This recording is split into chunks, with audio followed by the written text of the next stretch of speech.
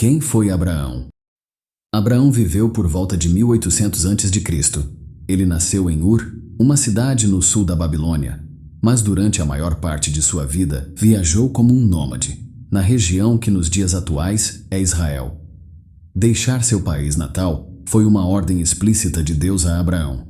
O Senhor disse-lhe: sai do teu país e da tua parentela, e da casa do teu pai para a terra que te mostrarei. E farei de ti uma grande nação, e te abençoarei, e engrandecerei o teu nome, para que sejas uma bênção. Abençoarei aqueles que te abençoarem, e amaldiçoarei aquele que te desonrar. E em ti serão benditas todas as famílias da terra. Gênesis 12, 1-3. Esta promessa foi o início do relacionamento especial de Deus com os descendentes de Abraão, o povo de Israel.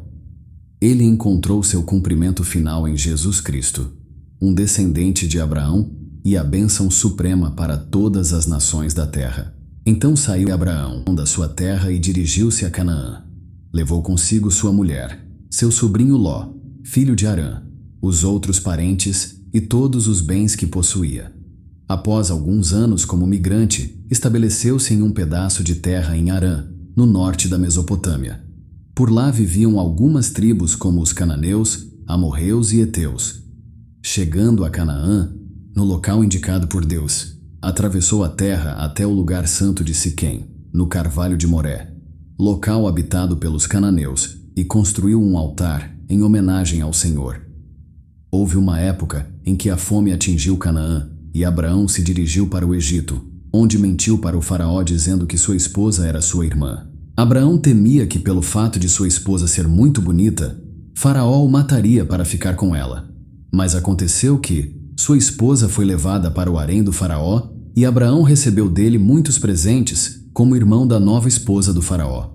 Mas Deus puniu faraó e sua casa com pragas, e descobrindo faraó o motivo, devolveu a esposa de Abraão e os enviou para fora do Egito. Abraão então voltou para Canaã e separou-se de Ló, que foi para leste e entrou com sua família no Vale do Jordão, para fixar-se em Sodoma. Houve então uma batalha em que um grupo de reis da Mesopotâmia derrotou os reis de Sodoma e Gomorra. Na ocasião, todos os bens de Sodoma e de Gomorra foram tomados, inclusive os de Ló, que também foi levado preso por aqueles reis. Quando Abraão foi avisado do que havia ocorrido, preparou uma tropa de homens que, em uma batalha noturna, conseguiu derrotar o exército inimigo. Desta forma, Ló, sua casa e seus bens foram recuperados. Mais tarde, Deus fala com Abraão que as cidades de Sodoma e Gomorra seriam destruídas. Abraão então intercede a Deus por Ló, e Deus envia 2 anjos para retirar Ló e sua família da cidade antes da destruição. Deus chamou Abraão quando ele tinha 75 anos. Naquela época, Abraão e sua esposa não tinham filhos, e, no entanto, Deus havia prometido multiplicá-lo. Aquilo foi uma luta para Abraão, e ele até tentou resolver o problema sozinho, casando-se com uma de suas servas e tendo um filho com ela. Mas em várias ocasiões, Deus o reassegurou de sua promessa.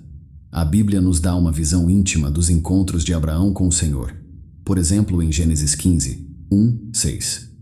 Depois destas coisas veio a palavra do Senhor a Abrão em visão, dizendo: não temas, Abrão, eu sou o teu escudo, o teu grandíssimo galardão.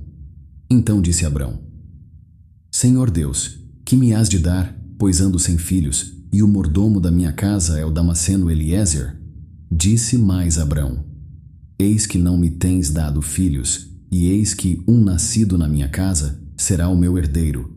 E eis que veio a palavra do Senhor a ele, dizendo: este não será o teu herdeiro, mas aquele que de tuas entranhas sair, este será o teu herdeiro. Então o levou fora e disse: olha agora para os céus e conta as estrelas, se as podes contar. E disse-lhe: assim será a tua descendência. Finalmente, quando Abraão tinha 100 anos, sua esposa Sara deu-lhe um filho. A carta aos Hebreus resume: e assim, Abraão, tendo esperado pacientemente, alcançou a promessa. Hebreus 6,15.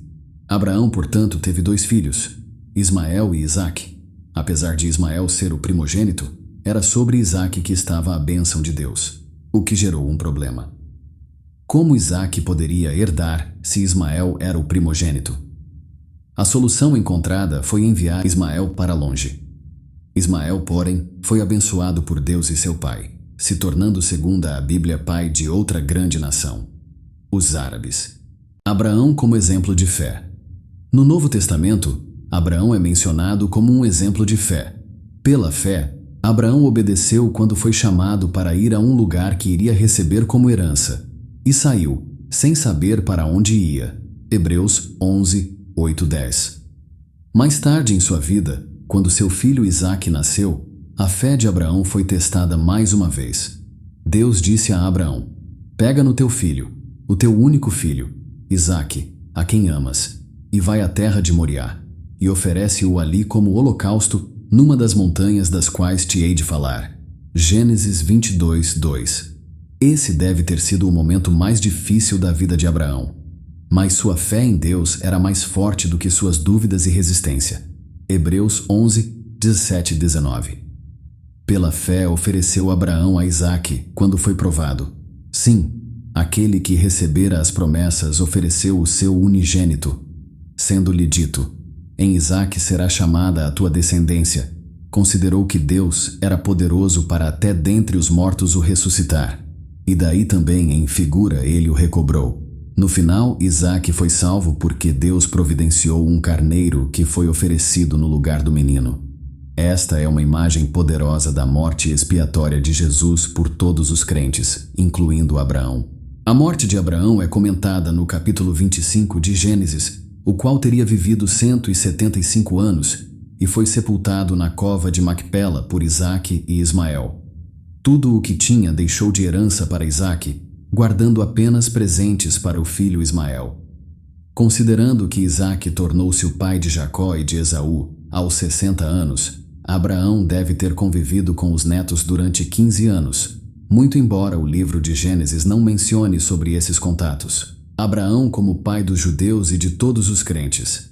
Abraão, junto com seu filho Isaque e seu neto Jacó, é o patriarca do povo de Israel, os judeus. A aliança que Deus fez com Abraão foi passada às gerações posteriores e deu aos israelitas um lugar especial entre as nações.